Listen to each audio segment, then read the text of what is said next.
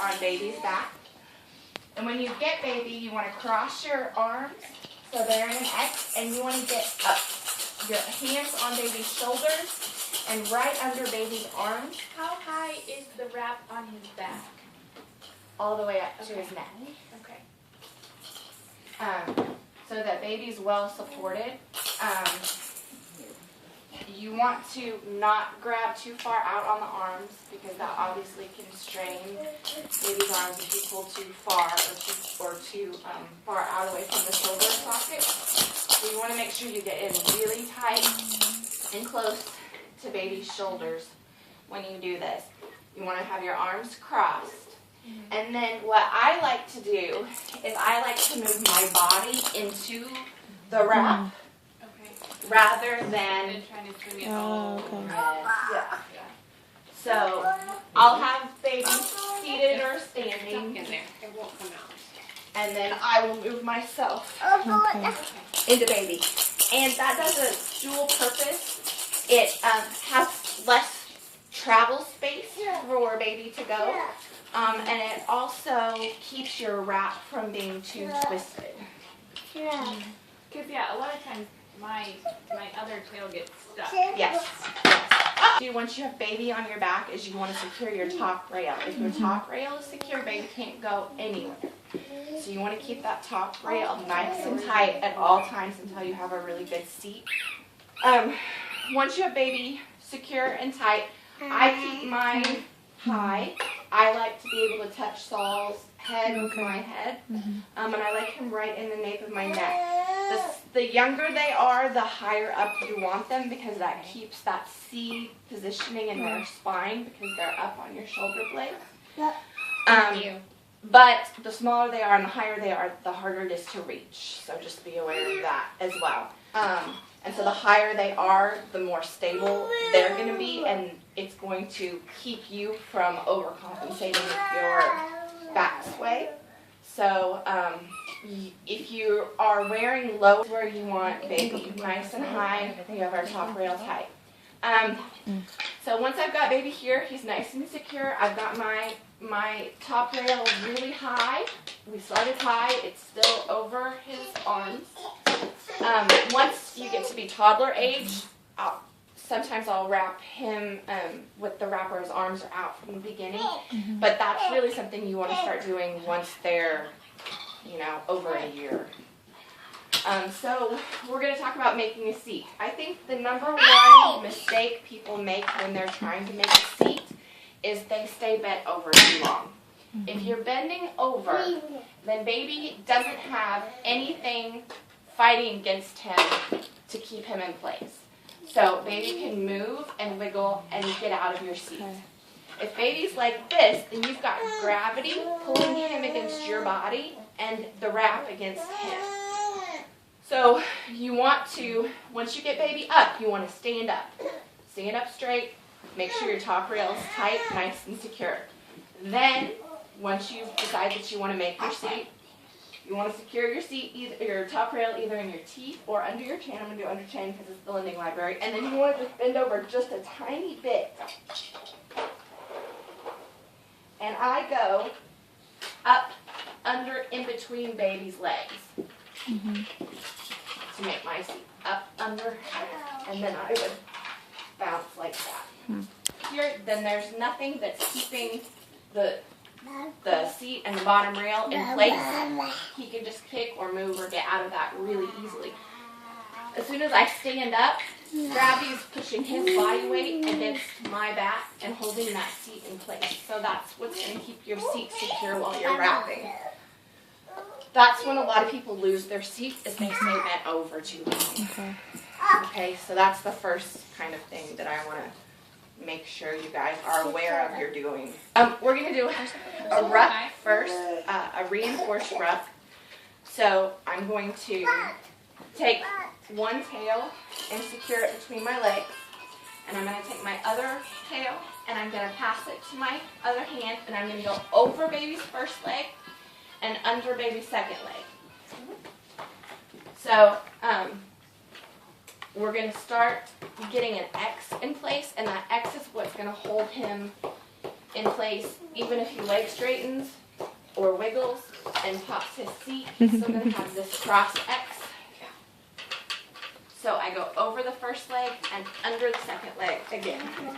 And at this point, you can just tie off in front. You can do Tibetan through the shoulder straps if you want to, whatever works for you. But this reinforced cross pass is what keeps baby from being able to pop his seat. So like Saul, if he's throwing a fit or we're in the store or something and he's wiggling a lot trying to get up over my shoulder to see something or grab something, then I will feel when that bottom rail comes out, and it'll come up sometimes up to his armpits. So even if the seat comes out and the panel comes up, I mean, you want to fix it, but baby's not going to go anywhere because they'll still have the top rail holding their back against you and the cross pass is holding them safely in place.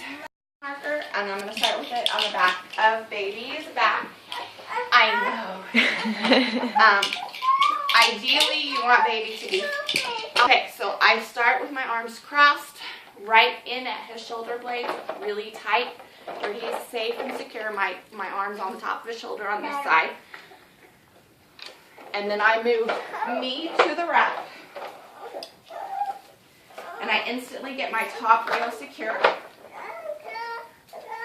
Good job, Sally Pie.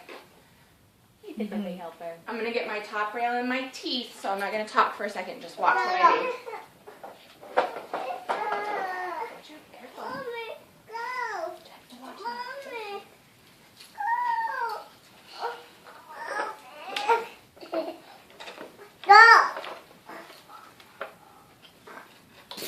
And then I'm back standing. And that isn't a great seat because he was fighting me, but it'll do. Then I'm going to go over and under. You're fine. Just a second. Just a second. And you can tighten up as you're going. Make sure your rails are tight. Over and under. And then I'll tie off in front. So, this seat it's fine, but it's not really, really deep. And so, what's going to happen is he starts moving, like I said, is that's going to happen. And if we're in this position, he's still fine. He can't go anywhere. The top rail's holding his back against me so he can't fall backwards. The cross passes are holding his legs in place so he can't fall down.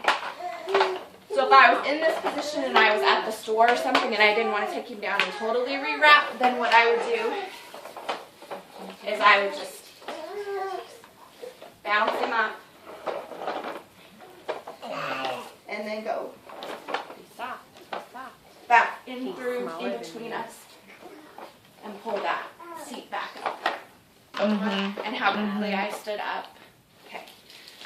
If I was bent over like this trying to get my seat in place, then he could just kick up and wiggle around and I'm going to be fighting him all day and I'm not going to win because gravity is fighting us as well. So on baby's back, cross our arms. This one especially you want to move your body into rather than moving baby into you because you have uneven tails. So if I did this, then I'm all cattywampus. So you want to make sure you move you into the baby on this. And again, we do the same thing. We focus on our top rail and we get our top rail nice and tight and secure. The same elements that we did with a ruck, we're going to do with the double hammock. As far as getting baby secure, tight up at the top, high at our neck, and then making our seat is going to be the exact same. So I'm going to secure my top rail and my teeth.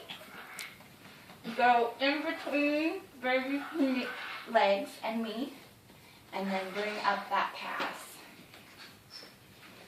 Okay. Now, double hammock. You start working with your long side, and the key to this carry is to not lose tension.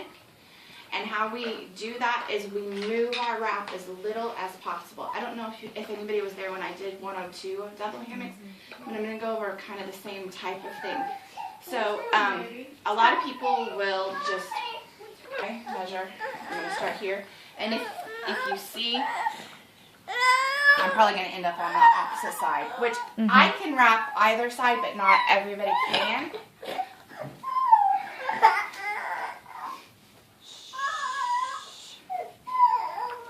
Just a second.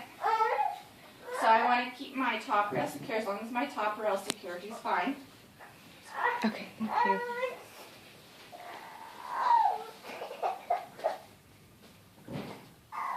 These pants are not doing us any favors.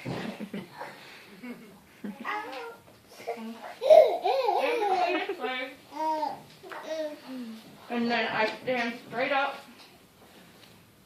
When I make my seat, I stand straight up so that gravity is holding him against me. When you double hammock, you work with your long side. We don't want to lose tension, so we're going to, when we bring it under our arm, we're going to keep it as high as we can. I like to keep this strand in my teeth, but you can do it in your knees. You just have to move it. And when you tighten, again, as much as I can, I move my body into the wrap instead of the wrap around my body.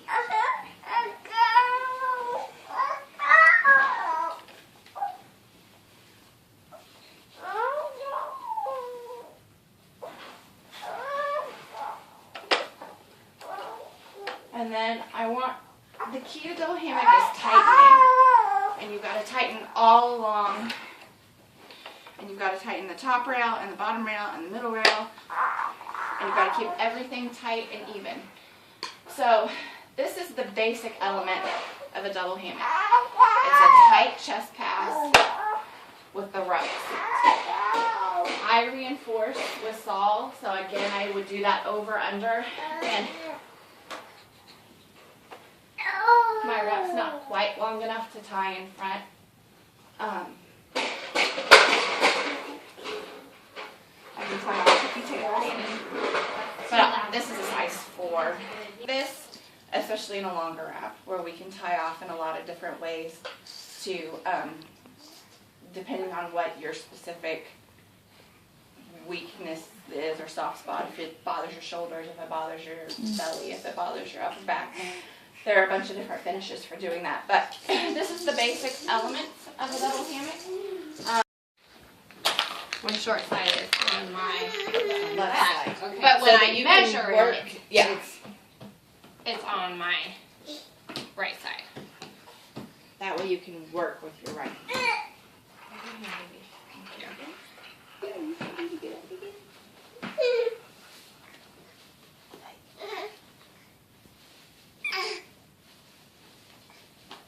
Come on, buddy.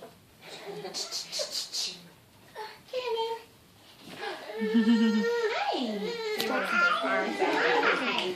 So I make sure I have lots of slack here.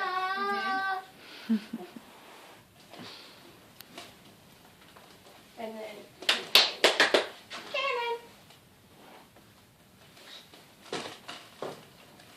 what are you doing? And I do. Okay. You and Tiffany taught me, how to kind of use your elbow to help tighten. And then he's not going anywhere.